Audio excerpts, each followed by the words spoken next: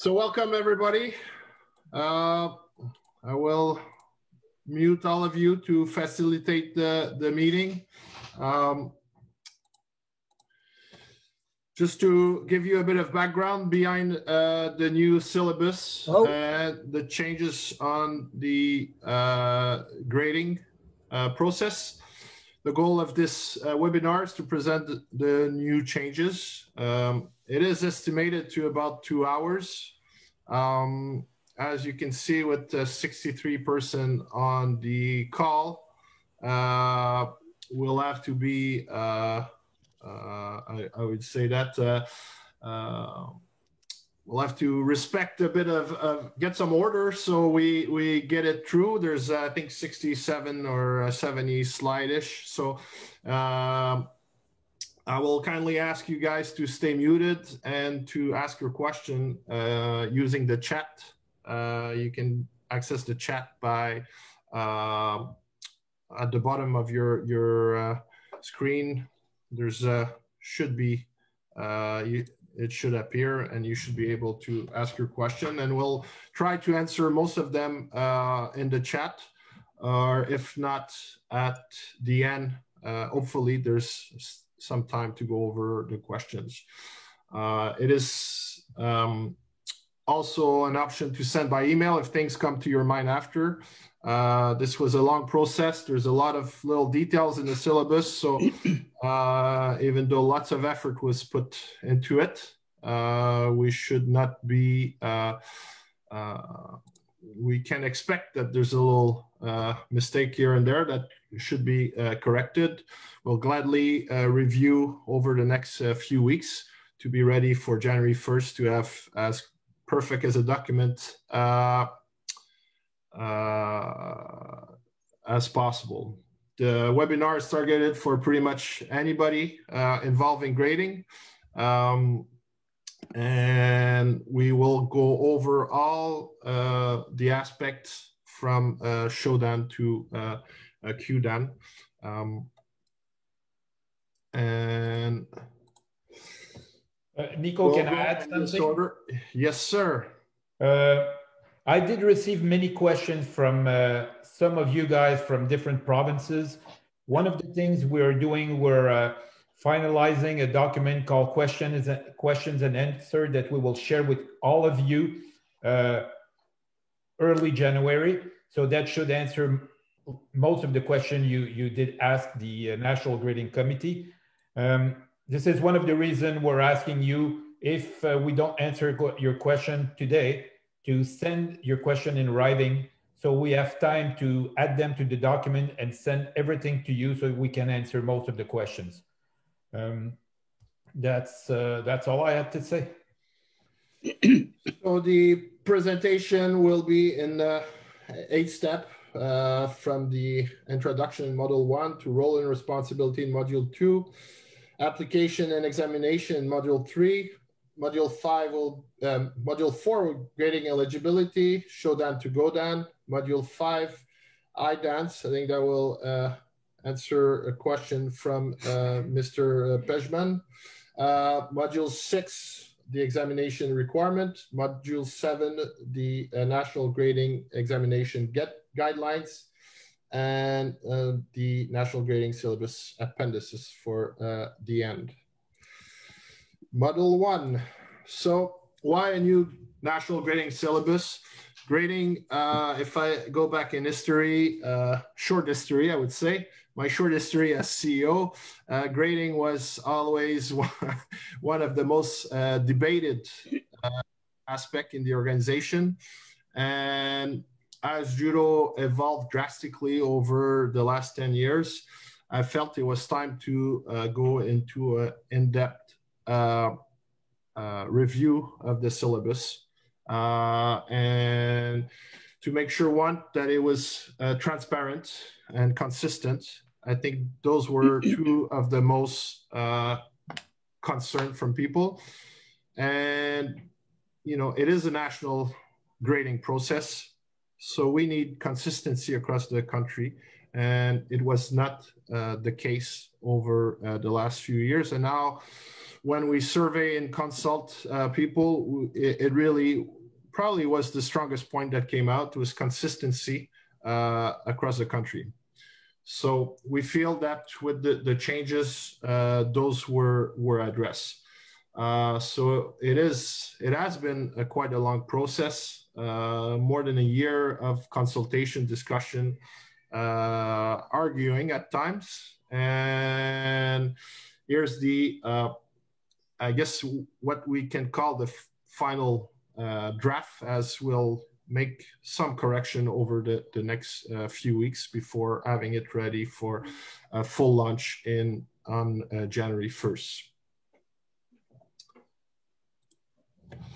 So one of the principle of the bat, it has to be consistent with the mission of Judo Canada, and it's important to everybody understand and acknowledge what is the mission.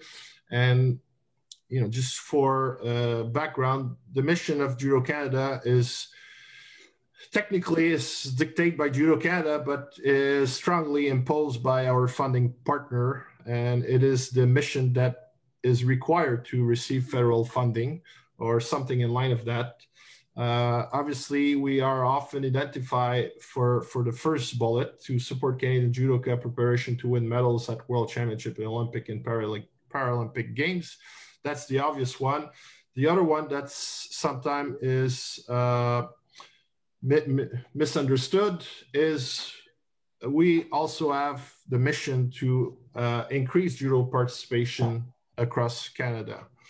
So obviously this part is with our provincial partners, clubs, etc. But it's also a big part of our activities.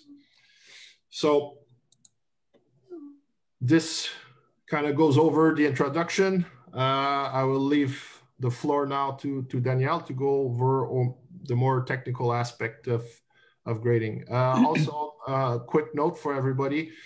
The webinar is recorded and it will be posted on the website probably Monday if all goes right. So if there's aspect you're not sure, you can review it. And I encourage everybody to share it through their club or their provincial association. So on this note, Monsieur Daniel. Merci, Nico. First, to add to what Nico just said, I would like to thank the members of the National Grading Committee. We spent hundreds of hours working on this new syllabus. Sandra Lebris from BC, Kelly Palmer from Alberta, James Kendrick from Ontario, and Yves Landry from Quebec. We spent a lot of time to come up with this syllabus.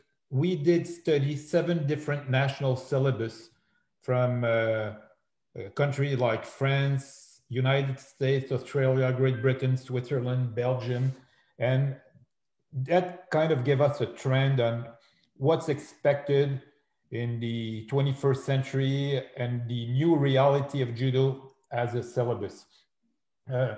You were all also asked to give your comments. We did the survey in the fall, if I remember, was September 2019, to all membership of Judo Canada to receive their opinion. Some key players were selected for a longer questionnaire to answer. And we received all your answer and we took that in mind when we wrote the syllabus.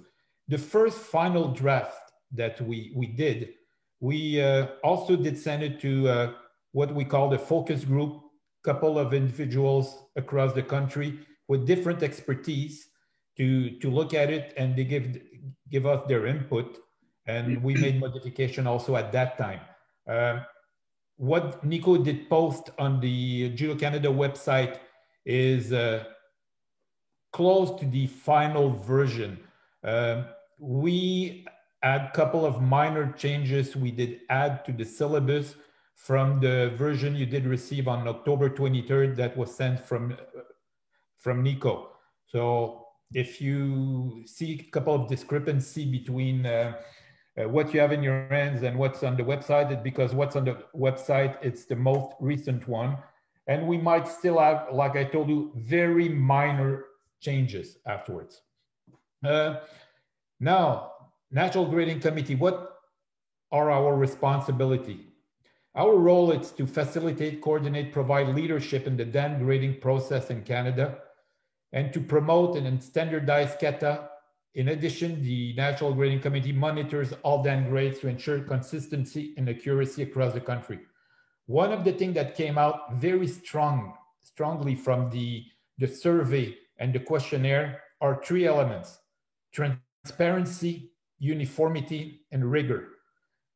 People across the country wanted to make sure that all exam and the value of a black belt in any provinces is the same. So this was really sticking out as one of the elements that everybody in the country wanted to make sure. We have to remember those DAN grades are given by Judo Canada. Delegation of power are given to provinces, but it's still a DAN grade coming awarded by Judo Canada. The mandate of the National Grading Committee, and that's the new name that we have. It's no more the National Grading Board. Nico told us that the only board that Judo Canada has is the board of directors. All other committee or commissions are under the same name, which is National Grading Committee, Referee Committee, and so on. This is why you'll find in the new syllabus that we call a provincial grading committee and no more provincial grading board. So our mandate is to ensure adherence to all rules set forth in the national grading syllabus, establish, implement, and enforce minimum standards for DAN ranks in Canada, ensure DAN promotion made by provincial and territorial grading committees are in accordance with the powers delegated to the PGCs, be responsible for standardization of CATA across Canada, provide for training and certification of CATA judges in Canada, develop criteria and processes for the selection of CATA judges for national and international events, and establish minimum criteria of eligibility for provincial, national, ABC CATA judges certification, organize IDAN grading from Rokudan and up, and support the provincial and territorial grading committee for grading exam as requested. The NGC reserves the right to educate any irregularities and unforeseen circumstances in the DAN grading process on a case-by-case basis. And also the National Grading Committee, in collaboration to the Provincial Grading Committee, reserve the right to review the status of any judoka, sensei, athletes, coach, who is a member in good standing of Judo Canada for possible promotion on a case-by-case basis. Note happens sometimes that someone can be promoted, but for modesty, they don't want to fill their own paper, their own form. So in some cases, if the Provincial Grading Committee or the National Grading Committee finds out that someone deserves to attend an exam because he meets the criteria, we can propose to that person to come forward. Next page, Nico. What are the roles of the provincial grading committees, and territorial? They shall conduct grading examination in the respective province or territory and shall promote candidates in accordance with this syllabus. Provincial grading committees operating up to their authority level shall recommend all standard promotion to the NGC for ratification and all promotions without examination for the NGC for consideration. Provincial grading committee shall organize Kata Nagewaza and Katamewaza clinic for their membership. They must request approval for the NGC to run non-formal examination. And that part is very important. If you want to run a non-formal examination, you have to write prior to the exam what kind of examination you want to hold. And then you will have the answer if it's feasible, acceptable by the National Grading Committee. If you're not requesting anything, we take for granted that your exam are the formal one where you ask for Nagewaza, Katamewaza, the Randori, you ask the katas, all part of the exam you find at the end of the syllabus. The Provincial Grading Committee must ensure the truthfulness of accuracy of the information entered in the candidate's online form on Judo Canada's website. The PGC must verify the information entered by the candidate on the online form submitted to Judo Canada and inform Judo Canada's office of any inaccuracy. The head sensei of the candidate must inform Judo Canada's office if the candidate is not recommended. Maybe to clarify something on this topic, when a candidate applies for a promotion, he goes on the Judo Canada website, fill up the online form, and it goes directly to the office. We verify if what the candidate entered on the form make him meet the requirements. Then it is sent to the province and the head sensei for validation. So the province will receive, and if someone tells me they did a kata clinic in Red Deer, well, Judo Canada doesn't know that, but the province has to make sure that the truthfulness of the information is there. So this is what they have to verify. One thing we did add to the form, it's a little checkbox at the bottom where the candidate testify he did talk to his head sensei about going for a promotion. But still the head sensei will receive the form right after Judo Canada did the validation of the form. If the head sensei tells us the candidate didn't talk to him, there will be no exam.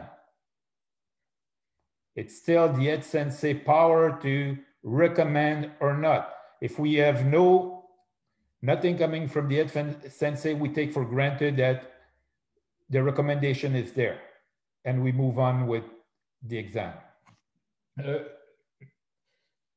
Model 3, it's not me.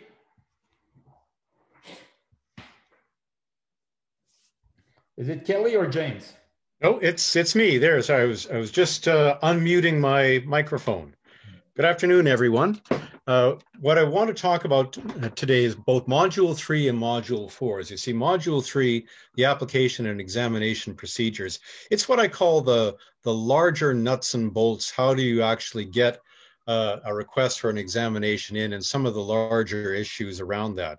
And then Module 4, we're going to talk about points and the amendments we've done to points, the different kinds of streams now available. And then James Kendrick will be talking about the specifics for examinations for each Dan grade. So this Module 3, as I said, just the admission requirements for examination. For those of you who are familiar with the previous syllabus, really nothing has changed on this. It's still the same kind of requirements as we've had before. If you're not familiar, I just want to briefly go over them. That we start off with the candidate must meet all criteria for the recommended rank. Of course, one of the things that we specify is that the sole document for governing examinations in Canada is the syllabus. We can't have requirements outside of it. So here we're clearly stating that you have to meet the requirements of the syllabus. Of course, the candidate has to be active, and we define active later on, and we'll get to that. Registered practicing member of Judo Canada through a provincial association. As Danielle mentioned, you have to have your application validated by the respective PGC. Previously, what was done was a candidate filled out paper forms, Excel spreadsheet, something, and then it was sent to Judo Canada. We're flipping that on its head a little bit in that we now have online forms. So the first step is that a candidate will be filling out the form online. Well, probably the first step is the candidate should talk to their head sensei about it. Then fill out the forms online. What the forms online mostly do is make sure that the basic requirements under the syllabus are met, primarily points and time in grade. So if a candidate has to have 100 points and they enter 110, the grading form will acknowledge that. If they have to have 100 points and they only enter 85, the grading form will not allow them to proceed further. And the same with time and grade and a few other basic things. So the role of Judo Canada then in the if we use the word validating, is just to make sure that the basic requirements under the syllabus are met. Once they are, then Judo Canada returns the completed form to the provincial grading committee, the territorial grading committee, and the head sensei in order to have the information validated. As Danielle mentioned, of course, Judo Canada doesn't know about attendance at a particular clinic at a particular time, a number of hours placed on the mat. And so we're still looking to the provincial bodies or the head senseis to verify this information. So one other point is that the candidate should be a Canadian citizen or a permanent resident. If they're neither, it's possible to get a grading from Judo Canada. The candidate then has to speak with their home jurisdiction and the National Federation there to get backing information from them. I know from my own experience, I helped to run the club at the University of Alberta. And so we get graduate students who are with us from a number of years, but from all over the world. Sometimes these foreign jurisdictions simply don't have background paper, or it's very difficult to get from it. In that case, it's possible on the recommendation of the sensei of the dojo for the provincial grading committee to go ahead and evaluate that candidate. But there are still basic citizenship or residency requirements which we ask the candidates to meet. Some of the nuts and bolts parts of gradings. We have ages referred to, and that's at the time of grading. There's something that I call, well, we lawyers call forum shopping, and that means a specific thing to lawyers. I liken it to tourist dentistry. You go to another country to get your teeth fixed. Well, you can't go to another country just for a diploma, or for that matter, another province. So a candidate can only apply to the provincial grading committee in the province where they're registered for the current judo season. You could go to another province if both your home province and the other province approve in advance.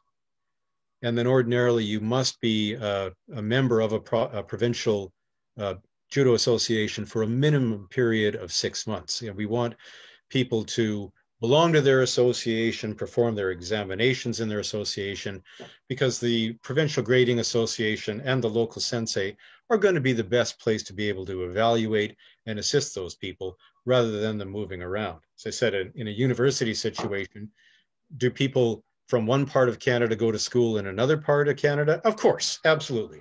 And so we do have some flexibility built in. It's a bit more of an exceptional situation, and so we want then that to be authorized in advance. The next slide, please, Nico. Thank you.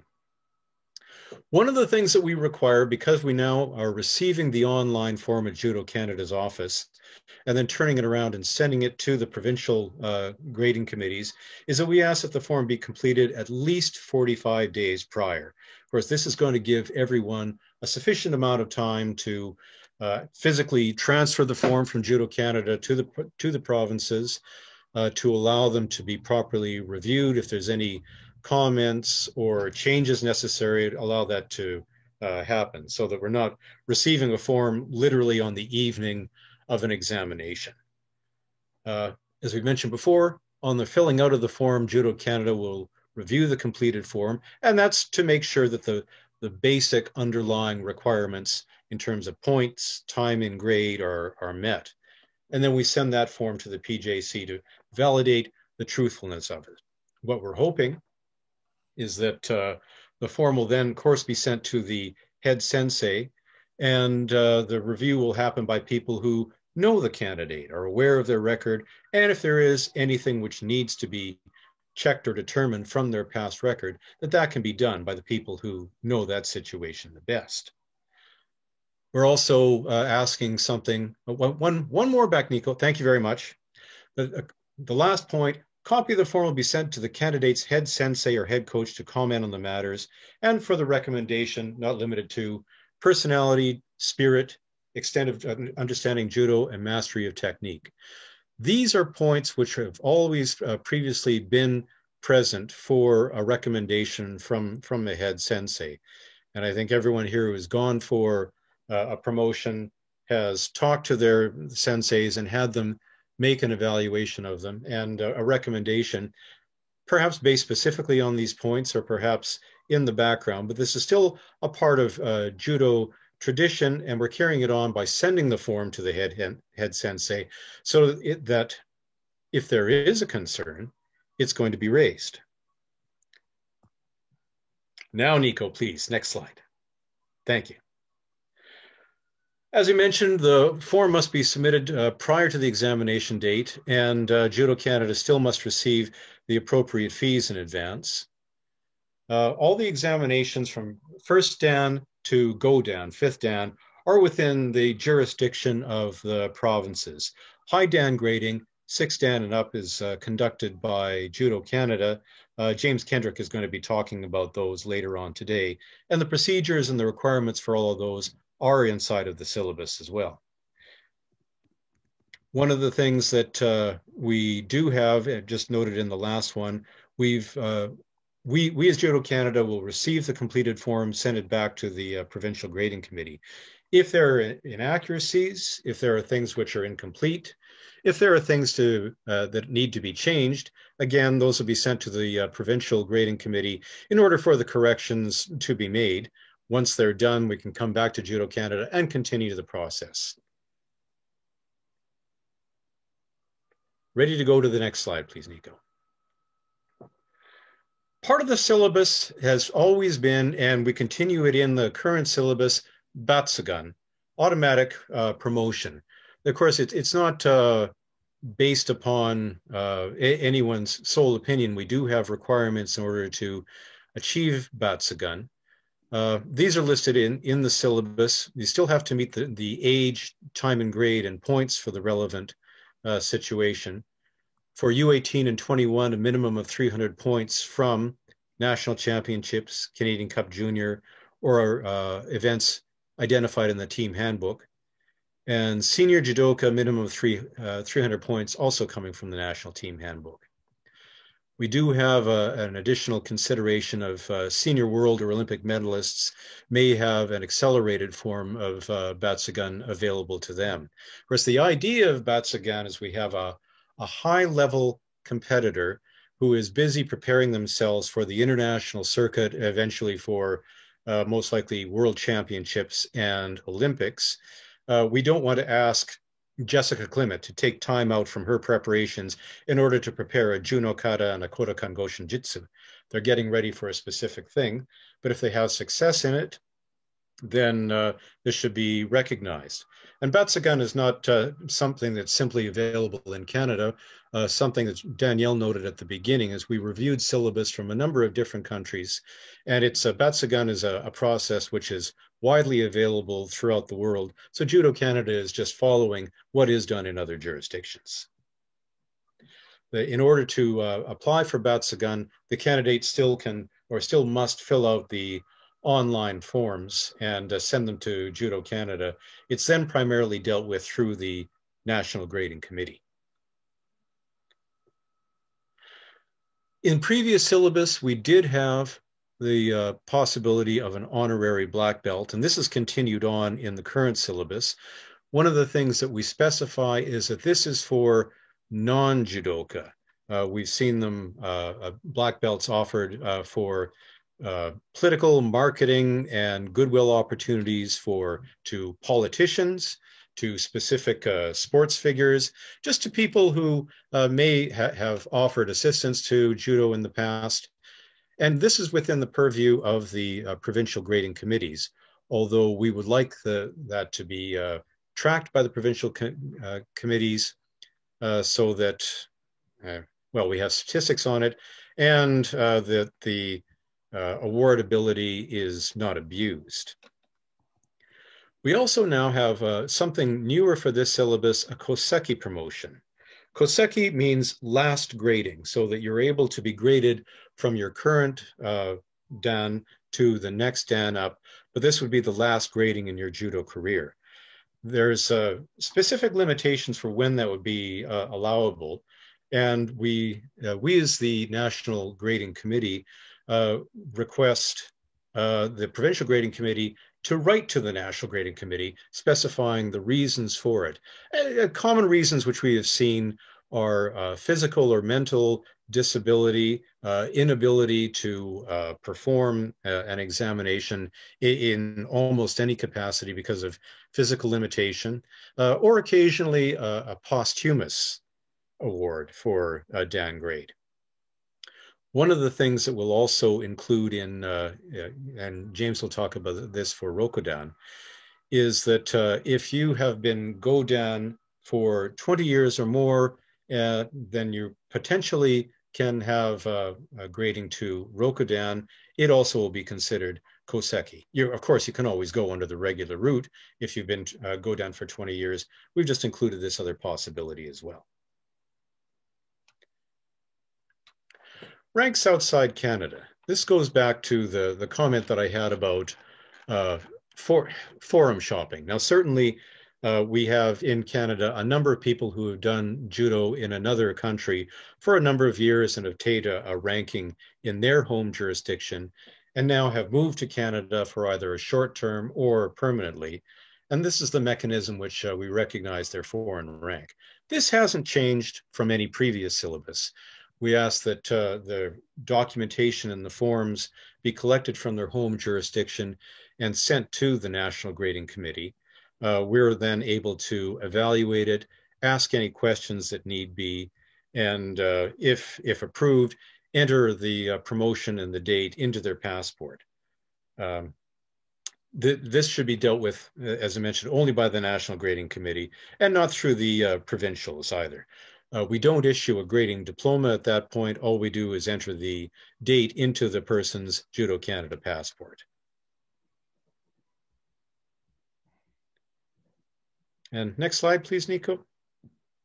Thank you. So the guidelines for examination, these again haven't changed.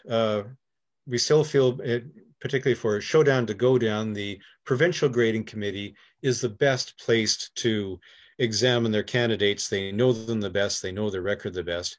And so we're asking the Provincial Grading Committee, and for higher downgrades, the National Grading Committee, to consider various criteria in looking at the candidate. Their overall record in tournament participation, length of time and grade. These, of course, is mandated under the syllabus. You're required to spend a specific time and grade. Your other activities, refereeing, kata judging, technical clinical attendance, and your record as an instructor, a technical official, and other services, all of which we're going to talk about in Module 4. Then the examination itself, this is something that Danielle mentioned. We like the Provincial Grading Committee, as well as the National Committee, to have some flexibility. Of course, different candidates have got different abilities. The ordinary standard is a normal formal examination where you appear before a grading committee, perform your kata, perform randori, demonstrate your waza. Sometimes that may not be available due to injury of the individual, possible illness, some other requirement. And so there is provision to have a modified examination where the Provincial Grading Committee does something slightly different than the normal formal examination. What we do ask, though, as the National Grading Committee is that any modifications be approved by us in advance. And again, so that we can have consistency and transparency throughout the country, things that Danielle mentioned, which we want to see throughout the country, and which was raised to us in the original questionnaire for the syllabus. One of the things that we'll also see under the new competitive stream is that successful candidates will be asked to attend a clinic run by the PJC on prior approval, which also is a step outside of the formal examination. This also is a potential method available for certain candidates. And again, it may be available on prior National Grading Committee approval. What we require in each examination, again, nothing new here. This is something that we've all seen in all examinations. All technical requirements are in traditional Japanese terminology. Uke should be a member in good standing. One of the things that we're going to see in Module 4 is that acting as an uke at a grading examination is now able to achieve points. we would like to see white judogi from both uke and tori at the examination. And of course, it should be clean, maintaining a high standard of hygiene with hair, fingernails, the repair of your judogi. And if your hair is long enough, then it should be secured back and out of the way.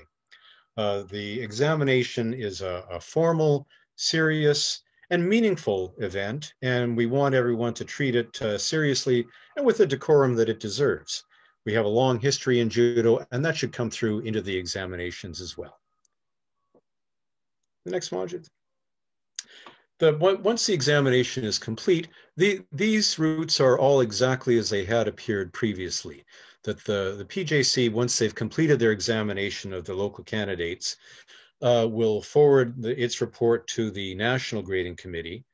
The National Grading Committee will approve the promotions awarded unless we find for some reason that the requirements have not been met, in which case that will be discussed directly with the Provincial Grading Committee. For gradings in Canada, the only recognized documents are the DAN diploma and the passport, and the diploma will only be issued for promotions obtained in Canada and recognized by the NGC. And we talked about that in recognizing foreign DAN grades. Well, then the relevant date of the diploma will be dated back to the date of the examination, rather than the date upon which Judo Canada signs and sends back the passport or the paperwork. Nothing new there. Kodokan diplomas. This is something which has been quite popular, particularly in Western Canada. And they're available through the Assistance of Judo Canada upon request. We need to specify that Judo Canada has no control over Kodokan diplomas. We're able, both because of our historical connection with the Kodokan, and also, fortunately, through some of the connections that we have, like Nakamura Sensei, to be able to send requests for DAN certificates to the Kodokan and get responses. These are completely within the control of the Kodokan, including their own grading requirements. And the Kodokan grading requirements are not the same as Judo Canada grading requirements. So if you meet the Judo Canada requirements under the syllabus, you may or you may not be eligible for a Kodokan diploma. Now, we do have increased information which we will be able to supply for requirements for Kodokan diploma, particularly time in grade for competitors, the number of points that they have to have or who they may have beat. So we're trying to supply more information so that people don't go ahead, apply, pay the fees, wait a number of months, and then be told by the Kodokan, sorry, we're not eligible. There also are PJC and IJS certificates available. That information and the links are within the syllabus as well. And the final point to note is that occasionally there are appeals which the candidate or the provincial grading committee wishes to make on a promotion. Rather than having a separate appeals procedure inside of the syllabus, we're trying to centralize all appeal procedures into the existing policy which Judo Canada has. Because of that, if there is an appeal from a grading matter, it should follow along with Judo Canada's appeal procedures rather than a separate machine built for it directly under the policy.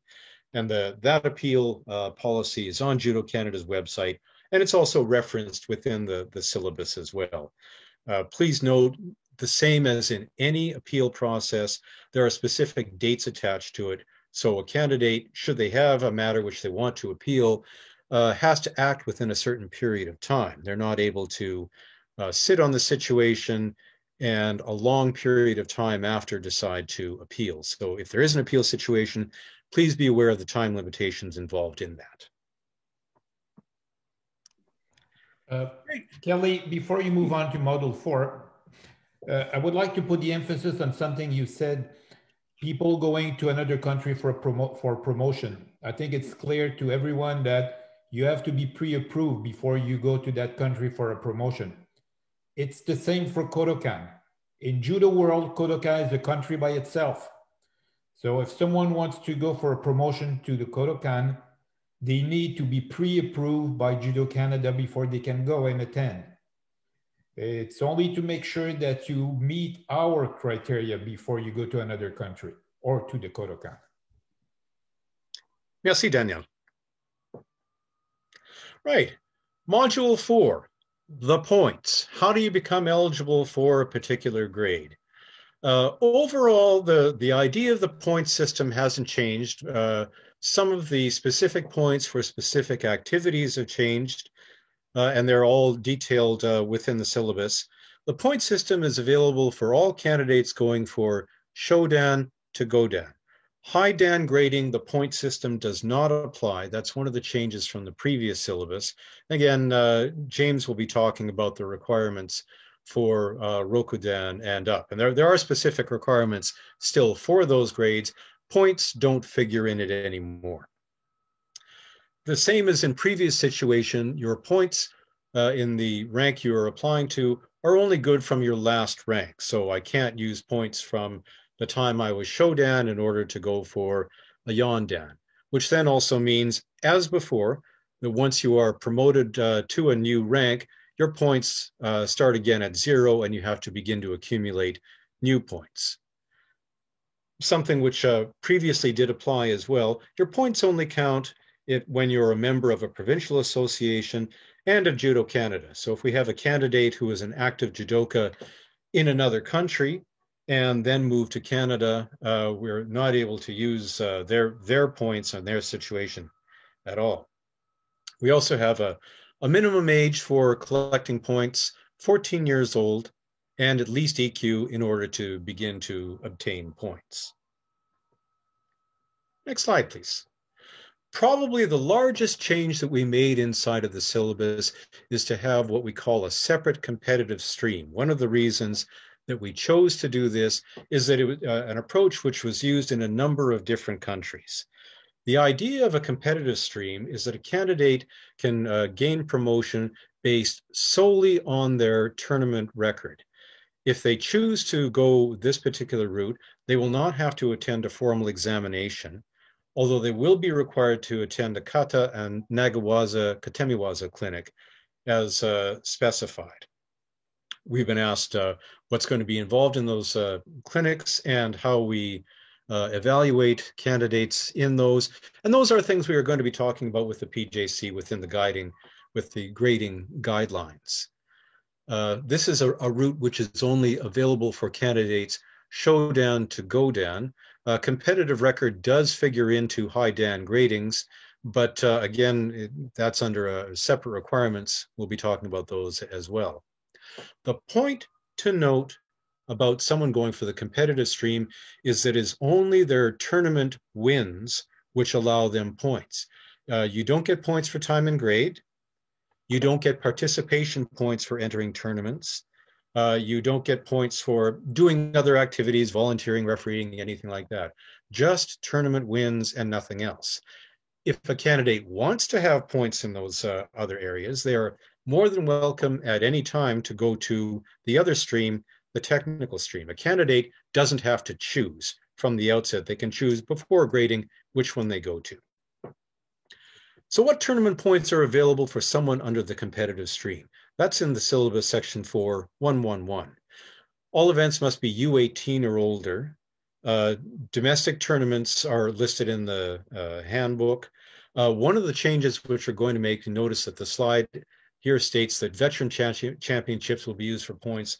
That is going to be removed. International tournament points have to be validated by the PJC. And also in the national team handbook on the website. And all wins are against EQ or higher, and points are 10 for Ippon, Wazari 7 points. And there are exceptions for Shodan, you can win over Nikyu. And in international tournaments, a win is 10 points, but no Fusangachi wins 0 points. So I mentioned no participation points, no time and grade points, so it's simply your tournament wins only. And again, I just want to stress that a candidate doesn't have to choose far in advance which stream they go. So if they're having tournament success, they can certainly go under the competitive stream. If they're not having the success that they wanted to, it's open to them at any time prior to them applying for an examination to choose to go under the technical stream. We have this grid. It's contained in the syllabus as well, just summarizing the minimum ages and the points needed under the competitive stream and the time in grade as well.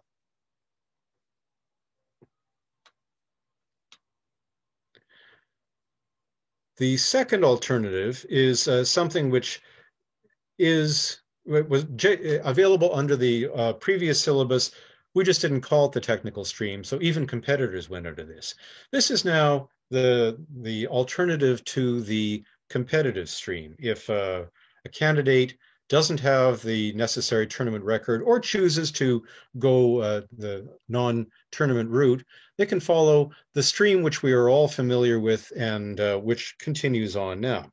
So you can gain points for your grading through a number of activities, including tournament. So if you want to have part of your points for your grading being wins in tournament or participation, this is eligible under the technical stream. If you do go under the technical stream, though, you will be required to attend a formal examination and fulfill all the requirements of a formal examination, including kata and waza demonstration. You're able to gain points from all the methods that you're previously aware of, being an instructor, coach, kata judge or referee, doing NCCP and assisting in the sport in all the ways which we've seen before. One of the changes which we've made is that a candidate can only claim points in one non-competitive category. For example, at a tournament where the candidate is a kata judge in the morning and then a referee after. Our rationale for that is that overall, judo is a fighting art, and we want to encourage people to enter shiai, whether it be newaza, shiai, or kata tournaments. And so the emphasis overall is still partly on tournament participation in one fashion or another. It's not to downplay the activity of kata judges or referees, because of course, if they're not present, tournaments don't happen. And we'll see inside of the syllabus that they're actually given a good amount of opportunity to earn points for that. But we only want one non-competitive category a day. The flip side of that is that if you're entering as a competitor into kata, newaza, and shiai all in one day, for example, at the national championships, this is all available. One individual could enter all three categories or two of them and gain points in all of those categories. Next slide, please, Nico. Thank you. Again, the overview of the points, the ability to gain points, is exactly the same as what you're used to and what we've seen in previous tournaments. We still have active in judo and actively practicing, teaching, or coaching. Tournament participation, shiai, kata tournaments, and newaza tournaments, and also doing other sanctioned activities, acting as a head sensei, NCCP, coaching, refereeing, kata judging, conducting clinics or attending clinics, are all still available as they were in previous syllabus. And next slide, please. Active in judo. I just want to talk about this generally, and then I'll answer a question which several people have asked. Of course, active in judo, exactly the same requirement as has been in previous. We gauge a minimum of 120 hours on the mat in a 12-month period. Most provincial organizations don't track that, which is one of the reasons why we send the forms back to the provincial association and the head sensei, because the head sensei will know if Kelly came out 3 times a week and was on the mat all the time, or Kelly only came out every 5th Monday, stayed for half the practice, and then left. You must be a member of your provincial association in order to gain active in judo points. One change that we've made is that we used to have different points available for different levels. Now, everyone gets 25 points per active year for EQ and above, regardless of your rank. The question has been raised to the National Grading Committee about COVID and 120 hours. And of course, we're mindful of the fact that many provincial associations have not been able to practice full time as they ordinarily would. And so hitting 120 hours is either difficult or impossible. And of course, we're flexible on this. Danielle, correct me if I'm wrong, but I believe the approach that we have taken is that if you were an active member in the previous year, that we're going to allow your active in judo points for the current year, because of course every province is dealing with the COVID differently, and allowing or not allowing judo, as the case may be, differently. Danielle, did I express that correctly? Yeah, you're correct. This is a decision we made, but we didn't release the information yet. We wanted the webinars to be done. The National Grading Committee decided that if a candidate or any judoka was a member in 2019-2020 season, we will count the 2020-2021 season as a season of 120 hours. But you will receive the letter confirming that we do allow this. Mm-hmm. Okay, and next slide, please. So as previously, no change here. If you're going under the technical stream, you can still obtain points by entering tournament. And all kind of tournament. You can obtain points by entering kata tournament. That's a separate area. We'll talk about that. Here we're talking about Shiai and Newaza tournament and veteran tournament as well. As before, events must be level U18 or older. For Newaza tournament points, we ask that the candidate be a minimum of 30 years old to claim Newaza points. But of course, you're still able to claim points from regular Shiai, senior, and veterans. And all international points must be validated through the National Team Handbook. The next slide, please. There we go. One of the differences between the competitive stream and the technical stream, if you're going into the competitive stream, you can claim points in as many tournaments as you want, because of course that is your goal, is to enter as many tournaments as possible. If you're entering the technical stream, then you can claim a maximum of 4 provincial tournaments per year. Points are gained the same, 10 points for Ippon, 7 points for Wazari, and you are eligible for 5 participation points in a sanctioned tournament. Same exceptions as in the competitive stream. Shodan candidates, a win over Nikyu counts, and in international tournaments, all wins count as 10 points and 0 points by Fusangashi. And next slide, please. For kata tournaments, again, very little change in terms of the makeup. 1 national certified kata judge or member of the provincial or territorial grading committee must be present at a domestic tournament in order for them to count. And again, a kata competitor can claim points for a maximum of 4 provincial tournaments per active year. And that's no change from the previous syllabus. The one thing that we do change is that we allow for more points from international tournaments, PJC, international, and world tournaments. We want to try to encourage kata competitors to go for larger scale tournaments. These are available, and we're rewarding that attempt with additional points. Points are still counted in the same way they were below. You receive 2 points per team for the teams below your particular standing, and as well 5 points per tournament, not per kata. For those of us who were crazy enough to enter multiple kata in a particular tournament, it's just 5 participation points for the entire tournament and not per kata. Instructing activity. Again, this is the same as what we've done before, where If you are instructing at your dojo for a minimum of 120 hours, you can obtain increased number of points depending upon your NCCP certification level. As well, we provide for the head sensei, who may or may not be NCCP certified to level 4 or 5, but the head sensei should be have a minimum certification and instruct at a club with a minimum of 25 members will receive 30 points per year.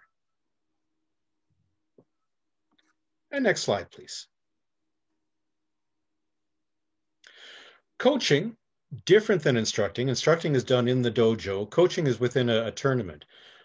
Two approaches for that. One is actual certification. So if you go into the NCCP program and you're certified to the next level, that's the first portion of this slide, that you achieve points for a new certification. And then, of course, those points will help when you're teaching at the dojo. We also, though, did want to recognize coaching activity, which is separate from NCCP. You can have NCCP certification, and of course, we encourage that, and that assists in points obtained at the dojo. We also recognize, though, that many instructors actually coach at tournaments, either provincially, nationally, or internationally. And we wanted to recognize this particular activity, so we provide points to the certain maximum for actual coaching of fighters at different level tournaments. That's in addition to national coaching certification. You don't require any particular level of national coaching certification to obtain the coaching activity points.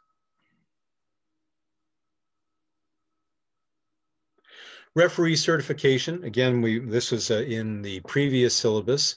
We want to encourage people to increase their referee ability and referee certification. As you proceed within the referee levels, you do obtain more points. The one thing that we want to note, and we'll see this in kata certification as well, is that only one additional level since your last promotion counts. So that if you are active in certification and you obtain certification several times within one Dan grade, you can only claim one level. You can't claim multiple levels. So only one certification per Dan grade promotion.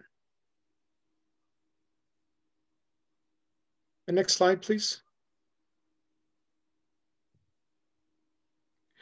Refereeing activity, of course, is separate from certification. Activity is actually getting out on the mat and refereeing fights. It's to a maximum of 60 points per year with the various maxims that we have listed. If you're going to be approved to earn a provincial or national status, we need to hear that from the provincial committee. And there are limits in terms of the number of points.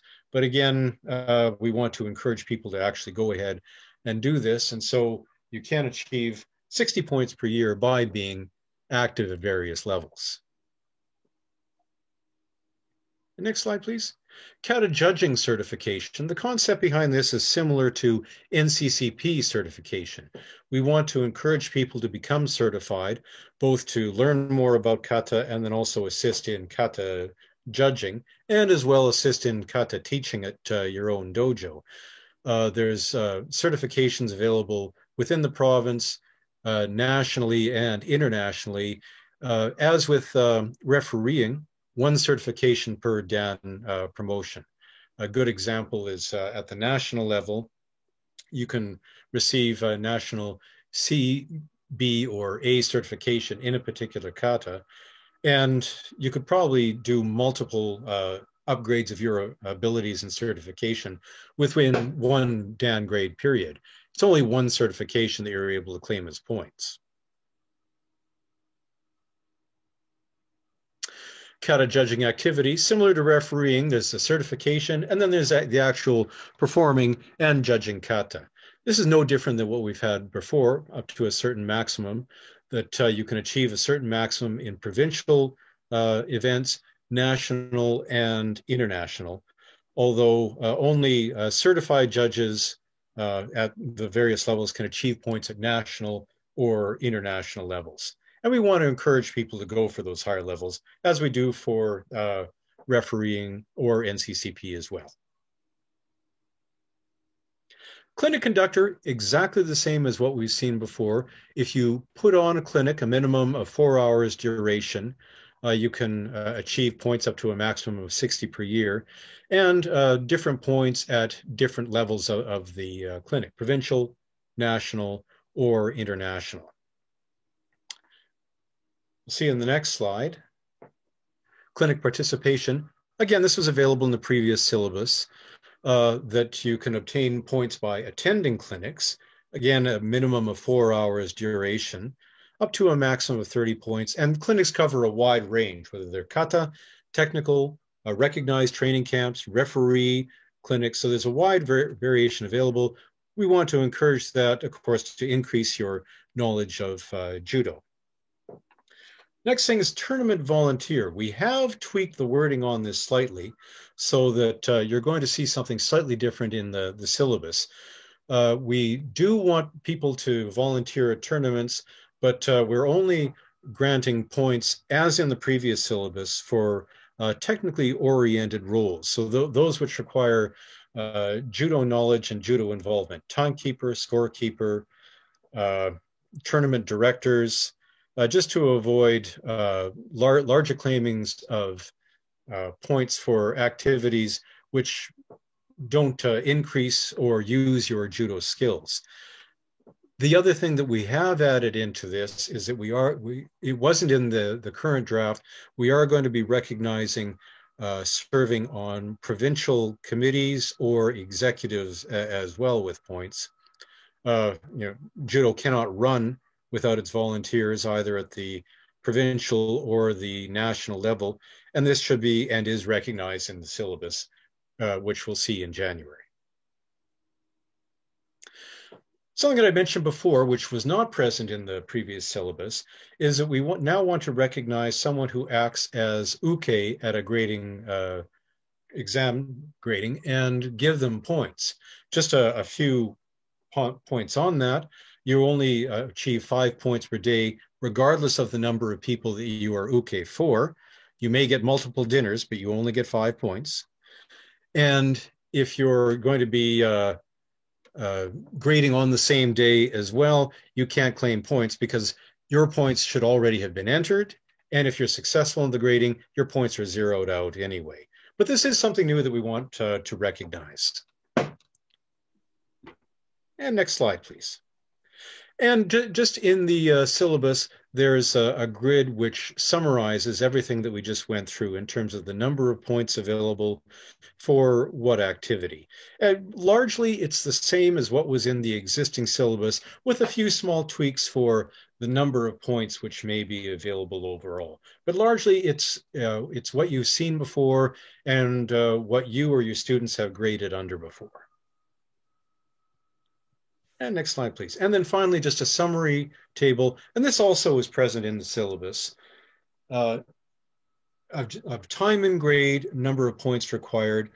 Of course, one of the things, if you compare this to the competitive stream, no surprise, it takes longer under the technical stream. As we mentioned, we're trying to encourage tournament participation. And so if someone goes under the competitive stream, they can achieve rank faster, both by virtue of not having to do the exams, but also by time and grade and number of points required being different than the technical stream.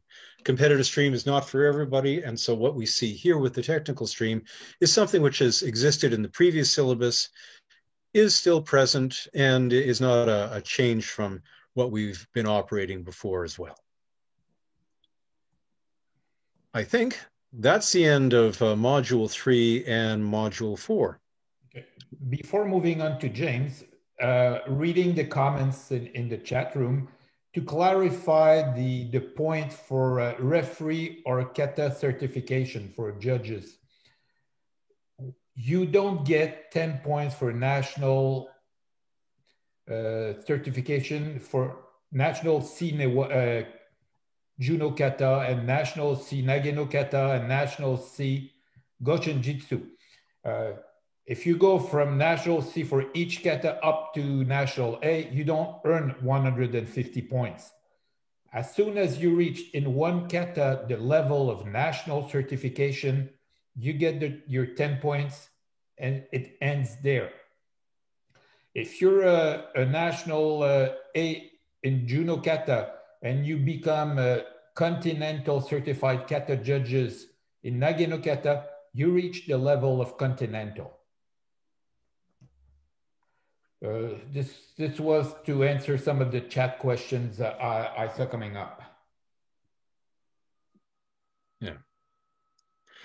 And Daniel, just to complete that thought, we realized, particularly because there's 5 kata for tournaments and multiple levels of certification, both at the national and the international level, you could potentially get more points by getting 10 points for each individual certification in each individual kata, which would wind up being more points than what the National Grading Committee had intended.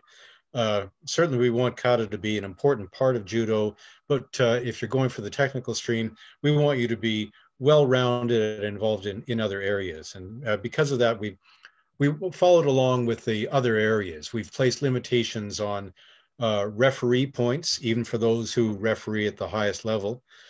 We place limitations on NCCP, even for those at the highest level, and it should be the same for kata.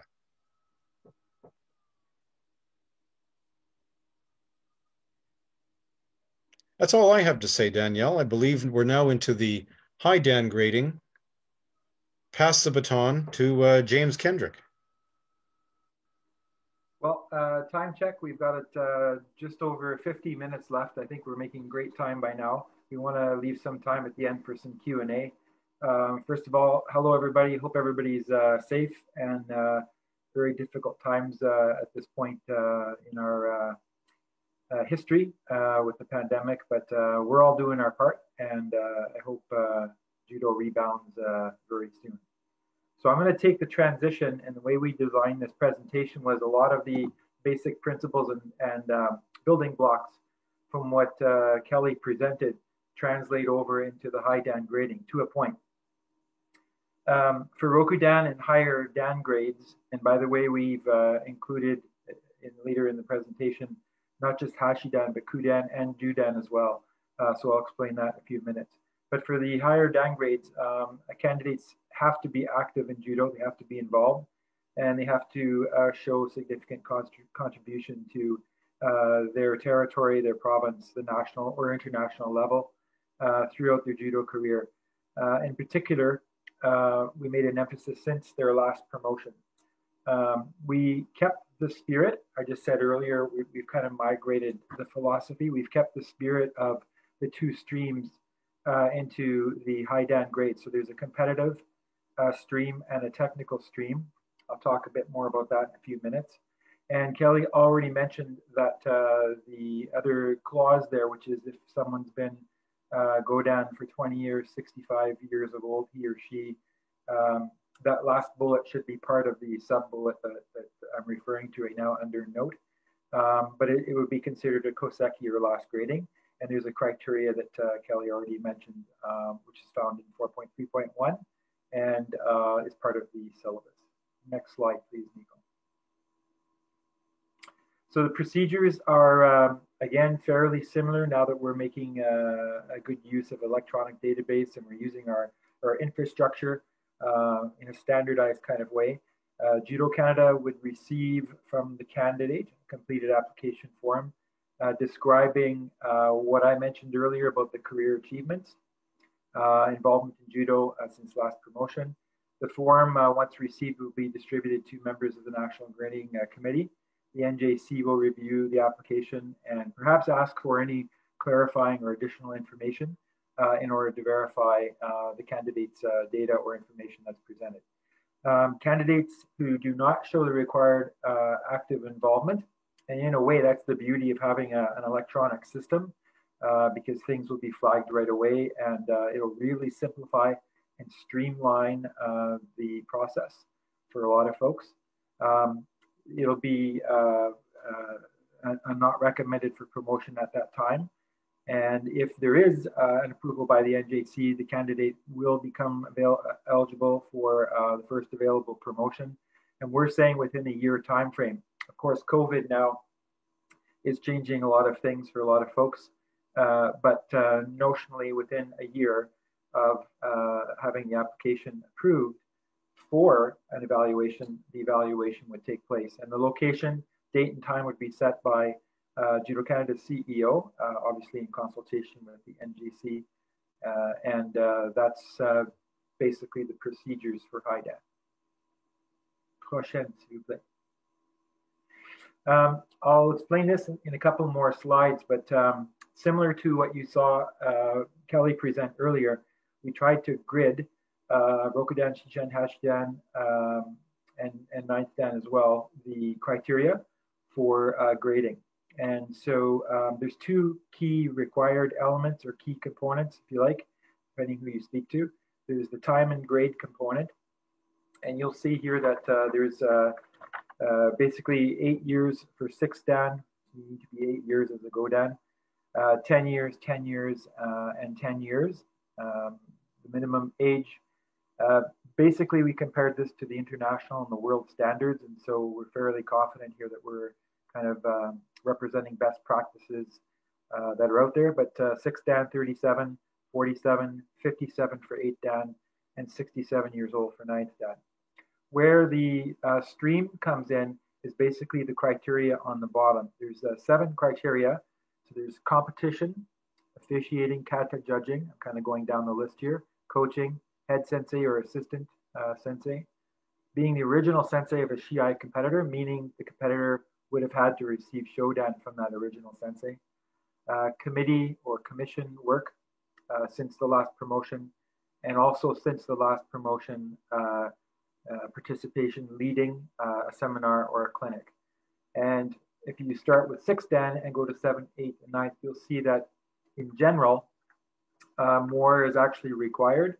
So in the competitive sense, which again, I'll explain in the next slide or two, it's attendance, participation at a senior national 3 times. And at the 7th Dan, it's having had competed 3 times at an IJF Continental, an IJF World event 3 times for 8th Dan, etc. Officiating and kata judging 3 times at the national level for 6th Dan. Same thing, Continental 3 times for 7th Dan and IJF Senior World events. Coaching, we still have the strength of the NCCP program, so fully certified level 2, then level 3, etc. Head sensei, 10 years, or assistant sensei, then 20 years, 30 years. That should be more because it's accumulated and people will be a lot older, of course, with a lot more experience. The original sensei of a Shiai competitor who was a senior national medalist, participant in an IJF Senior Continental, an IJF Senior World or Olympics, etc. And then committees, 6 years at provincial level, 5 years national, 4 years national and onward. And then at leading seminars and clinics since the last promotion, 4 times at the provincial level for Rokudan, 7th Dan, 4 times provincial, etc., going forward. So just a couple of points on this. Why there's an asterisk by competition, I'm going to explain right away.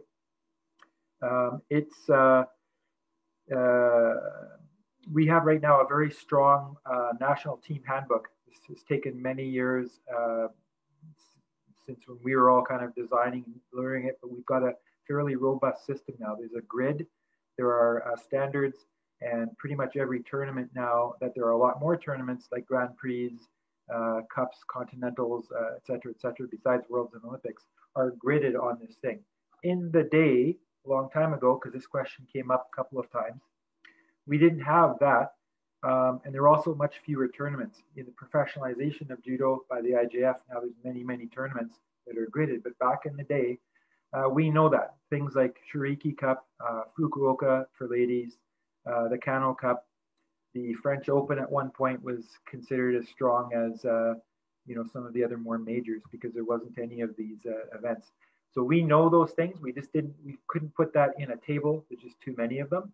but that's the spirit and the way we kind of treated when we said continental and then world events, etc. Nico, if I go to the next one, please. So I'll explain now competitive stream and technical stream. So the competitive stream is if a candidate for a high DAN candidate met the criteria or meets the criteria, which is on that competition with the asterisk stream, then they only need 2 more of those criteria.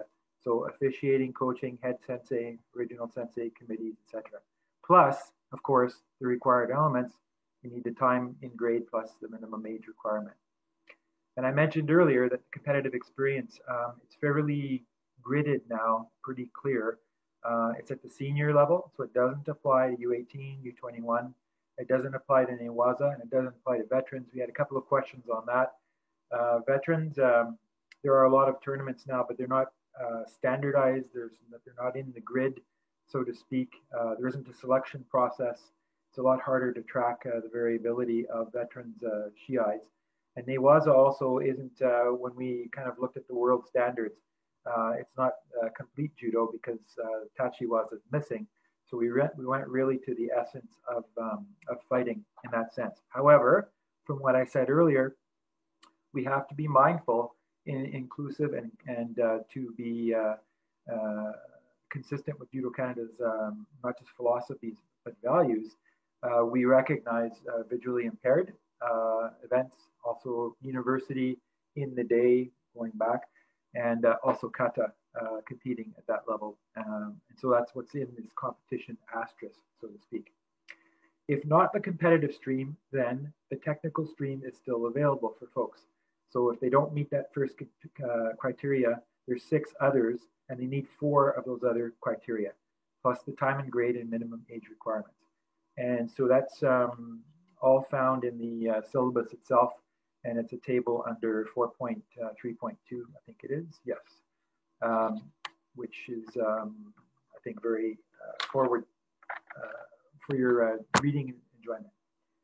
So I'll move on to Module 6, which is the exam requirements for all DANs. Some of this is similar to before, but we tried to clarify. Kelly already went through Shodan to Godan for the competitive stream in the earlier module. These first few slides are Shodan to Godan for the technical stream.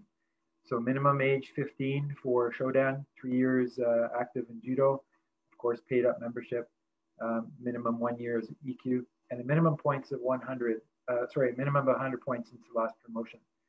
The requirements are Negewaza, as you see there, and Katami no Waza from Appendix A, which is you'll find in the syllabus.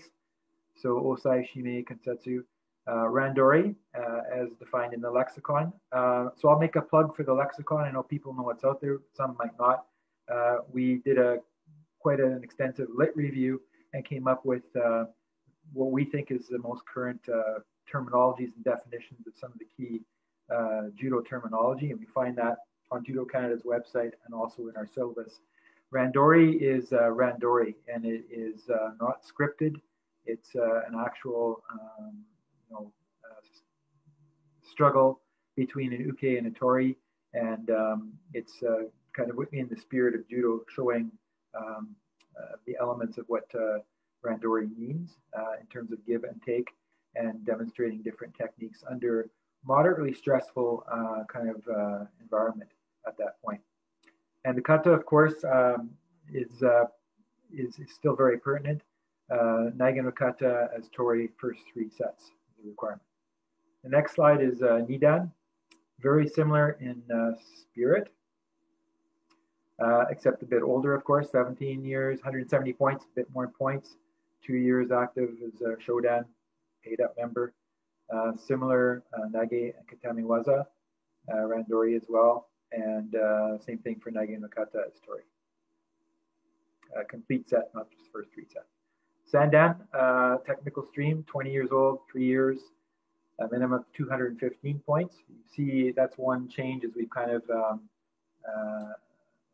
made a degradation, if you like, or a gradation of points for the promotional requirements in between the different ranks. Nagewaza, Katamiwaza, demonstrating and explaining the mechanics. So it's a bit more involved. Randori is the same, and katas are Katami no kata as tori, and the complete Nage no kata as uke. That's the newest Sandan requirements for technical. Next is Yondan, a bit older, of course, 24, 4 years, a Sandan paid up membership or valid membership, 300 points since the last promotion. Similar requirements, probably a bit more though, 10 Nagewaza, 5 Osai, Shime, and Kensetsuwaza techniques. Randori the same. And kata is changed a bit. And one of the things we've kept to the philosophy for high dans is if you passed, we had the feeling if you passed certain katas at certain points of your career, like in the Thai period as an example, then maybe, you know, it should be time to test the other katas in more senior ranks. So Juno kata as tori, Kimi no kata as tori for Yondan, and performing Katami no kata as uke.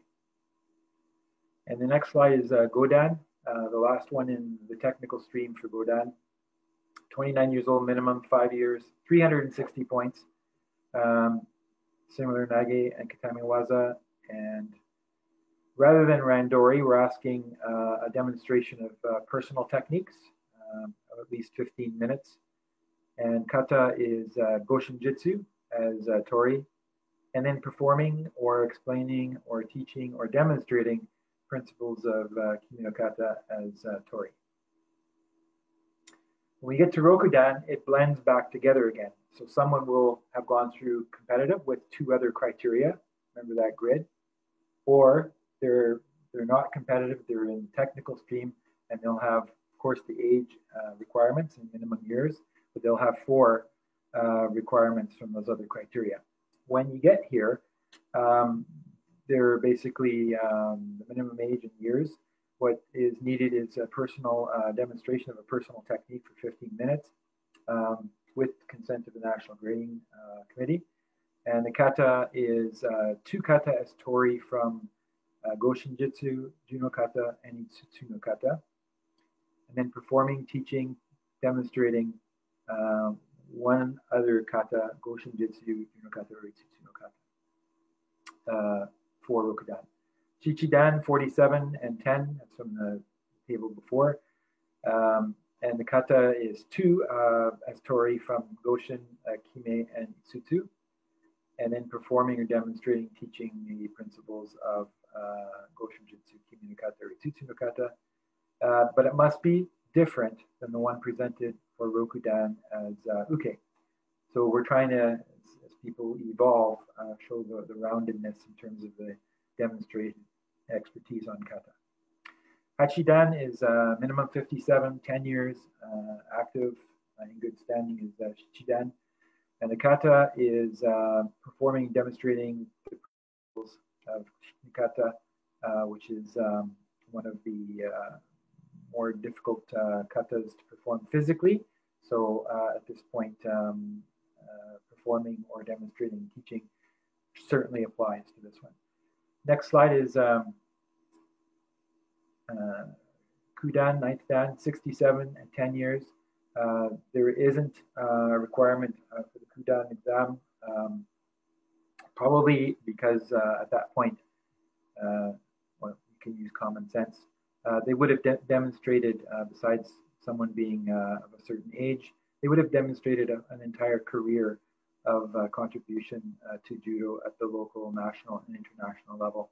And that's the reason and justification consistent with the world standards that we looked at, no requirement for an exam. And Judan is a bit different. Minimum age 77, 10 years active is Kudan. In this case, the NJC would prepare the documentation for Judan promotion. It would go through the board of directors for approval. And once that is done, it would be sent to the IJF grading commission or grading board commission for consideration. And all Judan candidates will go through that process. So at that point, it's an international decision. That's it for module 6. I'll move on to module 7. So I think Nico talked about it at the beginning. Daniel alluded to it as well. Our grading guidelines are there because we want to make sure that we have a fair and consistent application of our measures and our processes and procedures to try and standardize exams across the country. So we're the only committee, the NJC is the only committee with the authority, though, to promote DAN grades. And it's within its range of authority to delegate to the provinces and territories, the PJCs and the TJCs, the right to do exams. So there's an oversight rule that the NJC is required to do. So we have to make sure that the rules set forth in the grading syllabus that we're reinstituting, if you like, or reintroducing in January are adhered to. We have to establish, we have to implement, and we have to enforce minimum standards for the DAN grades across the country, which we tried to articulate today from Shodan all the way through. And we have to make sure that all the promotions at the provincial and territorial levels are in accordance with the authorities delegated to the provinces and territories. Next slide. The territories and provinces are responsible for validating the important information that's entered on the online application for each candidate, applying the examination prerequisites stated in the national syllabus, making a request to the NJC for any non-formal exams prior to the examination, any requests that come up. They also appoint an evaluation jury, a minimum of 3 folks. They organize the clinics for those in the competitive stream, the Kata, Tachiwaza, and Iwaza clinics. We recommend with a minimum of 2 clinic conductors. And the implementation of this in reality from an operational sense will, various factors, how many in the competitive stream in each province or territory will need a clinic. So there might be, 1 every quarter, it could be 1 every half year, it could be 1 every 7 months or something, but that's to be implemented. Ensuring that the evaluation jury members are nationally certified kata judges that Kelly and Danielle mentioned earlier, so we'll be working with judoka across the country to make sure that is happening.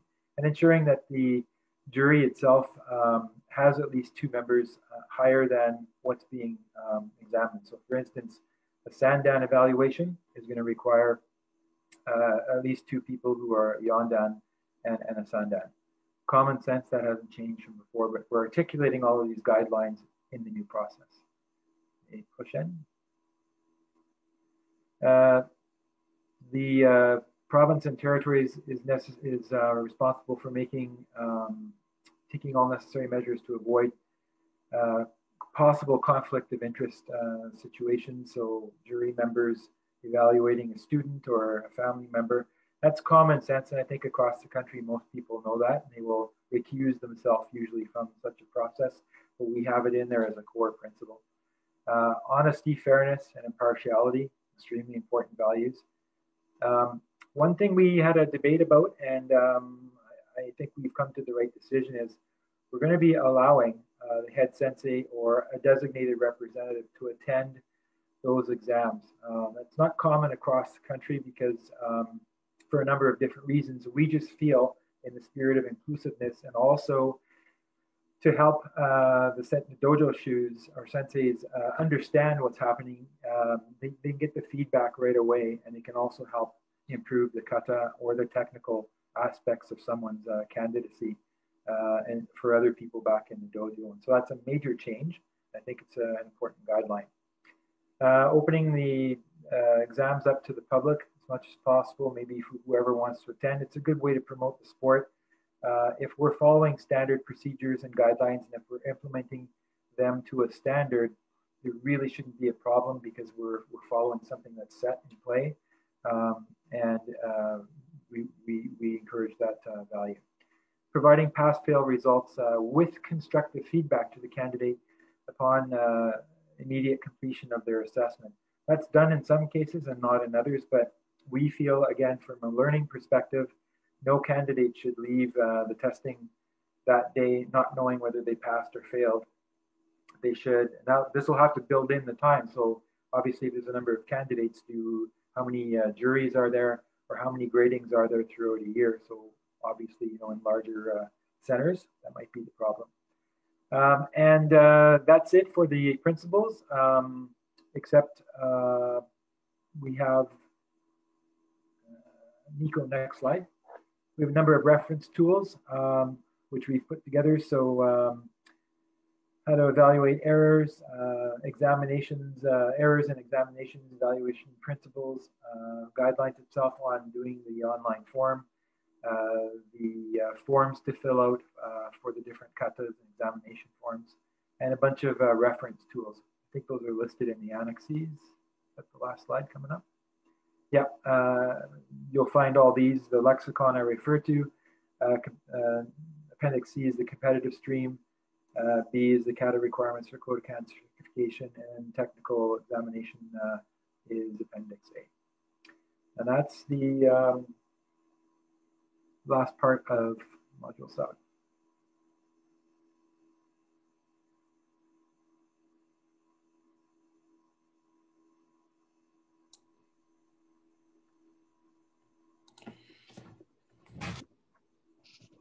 Maybe we have a few minutes for a question.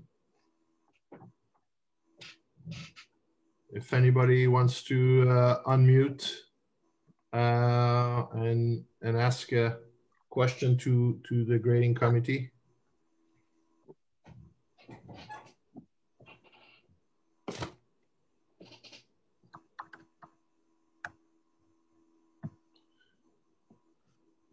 Maybe Andrew can ask his question verbally. Maybe that'll be clearer.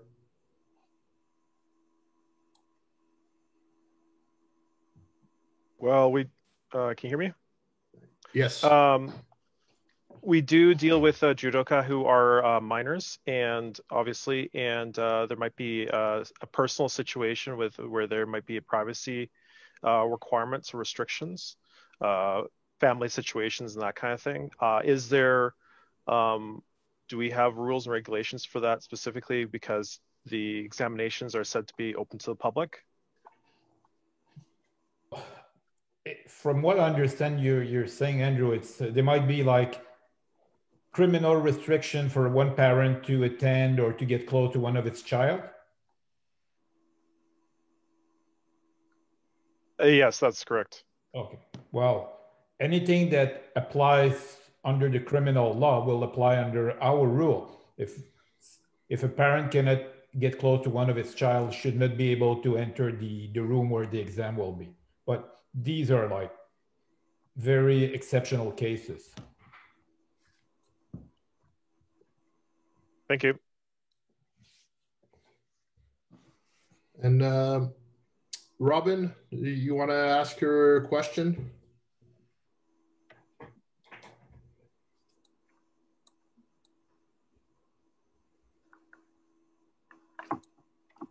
Well, I can answer Robin's question from reading it.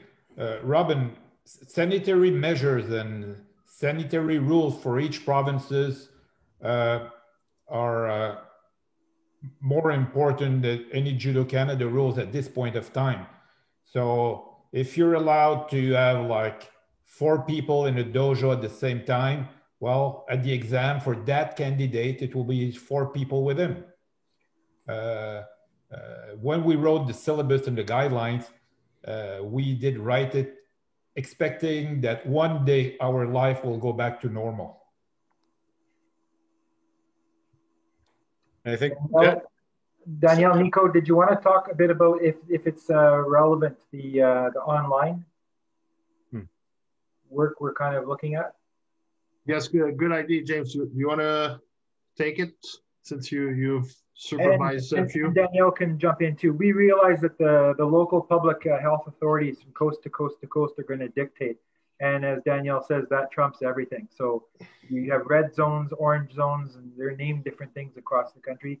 We've been experimenting with using online. It's not ideal. Everybody knows that. But really, it's the next best thing. And, you know, there really aren't a lot of good news stories right now about judo, because we can't do it in a face-to-face way. And there's some bubbles established somewhere. And we've been working with technology using Zoom as an example.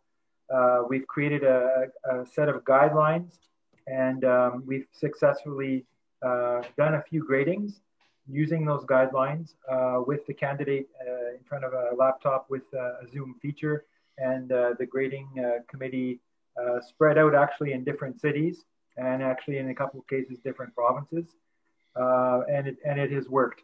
And what we're offering as a national grading committee to the provinces and territories is, as you think through, if you don't want to keep the backlog there and you want to clear the backlog, again, we all realize it's not ideal, but using the online process can save time, money, a lot of headaches, and if the zoning or the public health authority allows for someone to be in a dojo to have a recording with, you know, maybe under the roof, there's only 3 people allowed in a certain area. This is actually a good business model and good business sense to do, and it could be with us for some time. So Danielle, if you want to say anything else, jump in, but write to us and we can provide you those guidelines. Not much to add, James. We offer a new option, which is at this point of time, the virtual online grading. I know that Judo Quebec is doing one for 5 candidates next weekend, but there are candidates inside the orange zone or in their family bubble, the husband and the wife, or the father and the son and his son. So it's an option that can be used in every provinces and territories. And the one who's responsible for virtual grading for the National Grading Committee is James Kendrick, and he can send you all the recommendation that we have. But you need a good computer, good camera, and but James can tell you everything you need to know. And it's live exam. It's not recorded exam. Just to make sure some of the questions that came along the way that were answered in the chat, I'll go through them quickly to make sure they're part of the recording when people watch it on a later date. One of the recurring question was the next IDAN grading. Tentatively, obviously, that's the best we can do at this point. September 18, during the weekend of the next AGM, that's the date we identify, was subject to many things going right, obviously. This recording will be posted online, and also the PowerPoint will be posted online normally tomorrow. The question for Ed Sensei actually applying for DAN, the Provincial Grading Board and National Grading Board, would be the reference to confirm. In terms of the question from Judo BC in the online application form, and Aline also saving the form, candidate that tests the form as a copy, even if he doesn't make the payment, but it becomes valid when the payment gets done. We can create an Excel file out of it, but it is quite complex as there's a lot of information that comes. So it's not necessarily so user-friendly. If I scroll down.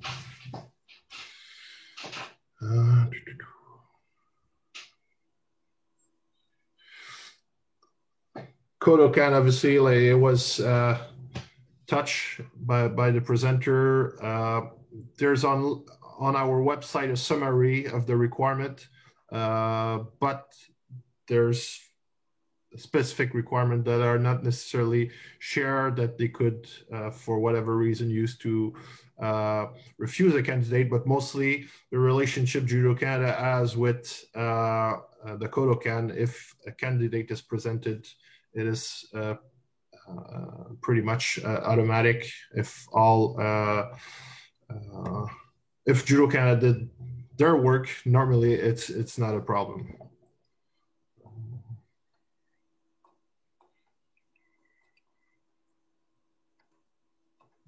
Obviously, points for competitive stream is national handbook only for age group touched by the national handbook. For technical stream, it's those plus veteran for those events, and also 4 provincial events a year. Well, the answer, Nico, is in the syllabus. There are the same tournaments that are approved, which are domestic tournament, U18, U21 senior, and all the international event in the national team handbook. Beside that, for the technical stream, we do accept on top of that Newaza and veterans. There's a question from Bailey. Is for Gokyo, are we following demonstration as per IGF Kodokan videos? We're following Kodokan Judo. So, but the IGF website, the techniques have been presented by the Kodokan sensei, so they are approved like that. Question from Tony. Will National Grading Committee hold virtual IDAN grading? We will evaluate. Normally the goal is to run one grading a year. There was one plan in June, and COVID situation forced the online grading to facilitate that. For 2021, the plan is to have one in person, but we will monitor the situation to see if this is realistic or not. And we will also take in consideration the number of candidates. At this point, we have one candidate for 21 that just submitted his form. We will look at the candidate, look at the COVID situation, and make a final decision. But at this point, it's safe to think that September should be okay. So that's how it stands for now.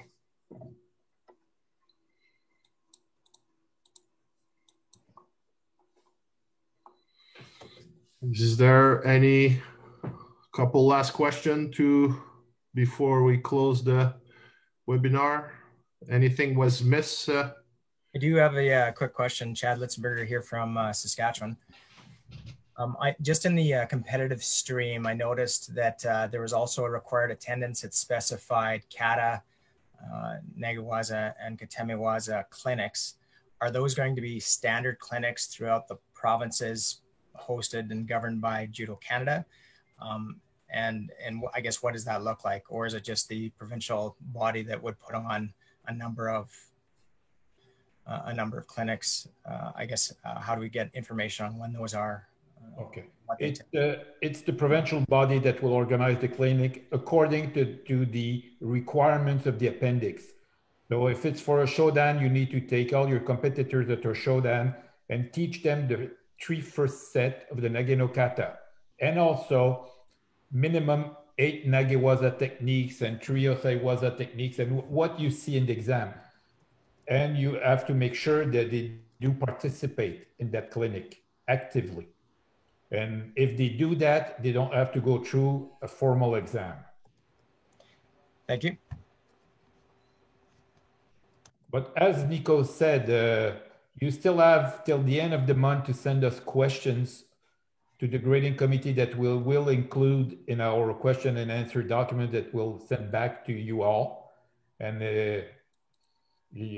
I'm sure more questions will pop up in the next couple of days. For Kim, the online form is already on the Judo Canada website. So anybody who wants to use it now, for sure they will fall under the 2021 grading syllabus requirements, but it is available.